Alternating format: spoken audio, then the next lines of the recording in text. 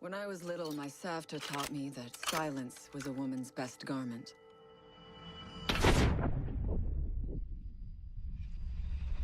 But I have to admit, I never really took her advice to heart.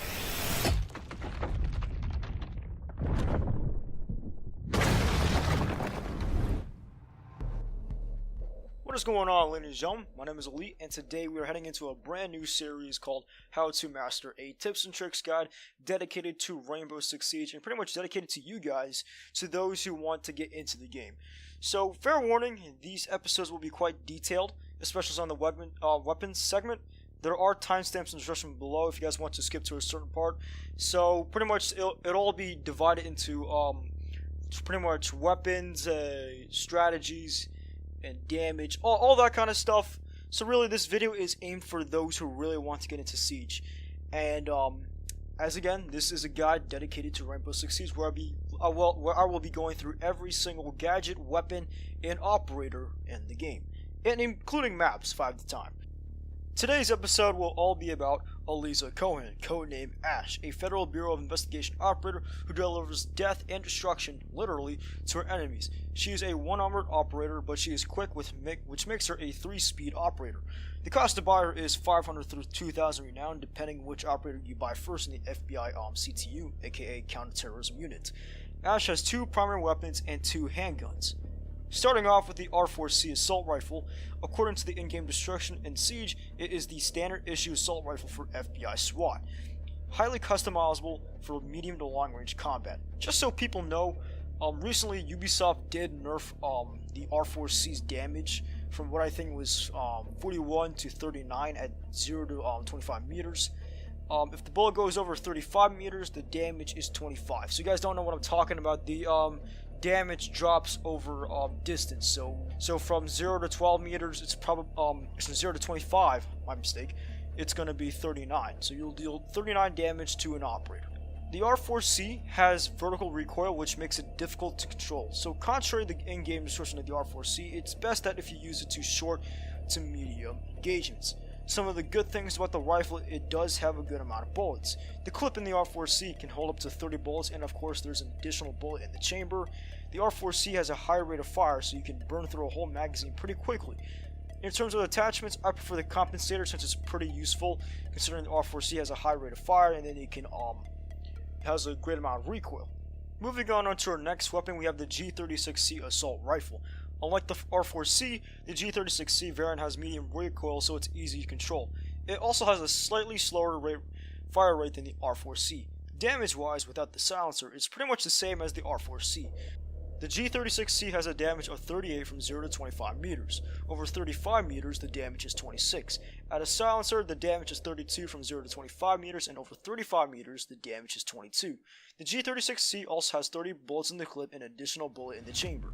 Attachment-wise, go for the compensator, a cock, and vertical grip.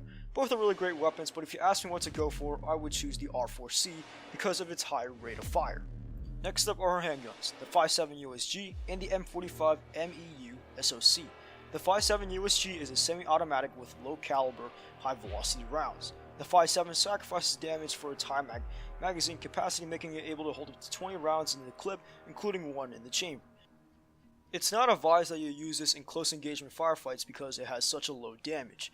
The damage is 42 from 0 to 12 meters and 25 from 22 plus meters. As a suppressor to the 5.7, the damage from 0 to 12 meters is 35, and from 22 plus meters, the damage will be 21.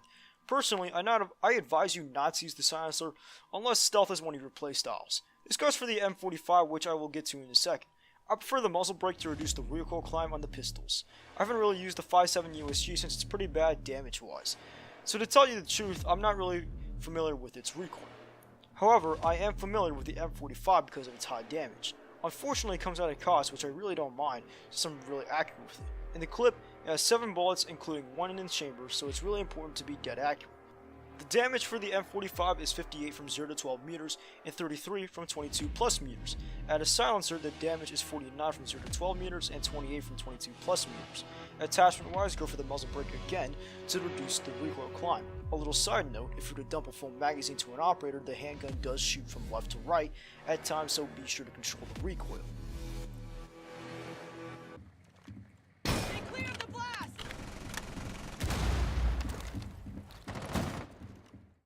moving on to the fun part, Ash's gadgets. She brings a lot to the table, including her M120 Crap, which is her special gadget. In other words, it's a breaching launcher. She comes equipped with 2 breaching rounds, so use it wisely. It's best against walls that aren't reinforced, so destroy them to create new lines of sight. She can also fire her launcher at doors or windows, so her teammates can repel or shoot right through. Beware of Jaeger's ADS, or Active Defense Systems, which can intercept her rounds from her M120 Crap. You can also use it to destroy floors that are above objective floors. Doors and walls aren't the only things that you can destroy. You can also destroy razor wire and deployable shields. It's very useful against those types of gadgets in case they're blocking your way towards the objective. It's advised that you shoot these from a safe distance, otherwise you end up like this guy. Setting C4. Well, rip! Ash also comes equipped with breaching charges and flash grenades. I personally like to use her breaching charges since she only comes with 2 breaching rounds in her M120 Crap. Her flashbangs are really useful as well, but during my time playing Siege, I haven't used the flashbangs as much as I have used the charges. I will only pick them depending on the situation at hand. For example, using them to rush the objective or to cover your backs.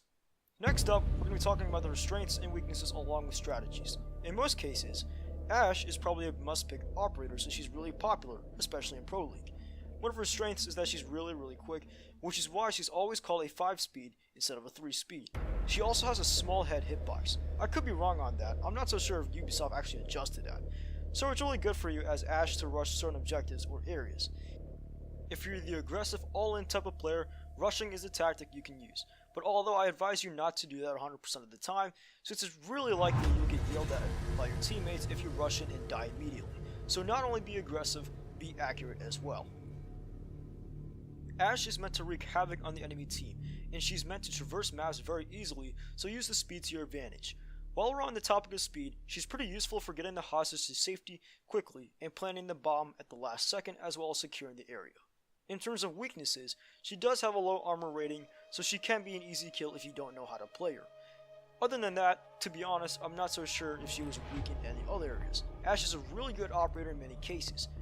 However, ever since Zofia came around to Siege, it's pretty conflicting whether or not Ash is still useful, since many players call Zofia Ash 2.0. But the thing that makes Ash special is that she's a 3-speed operator, a trait Zofia does not possess. And that is going to conclude today's episode of How to Master.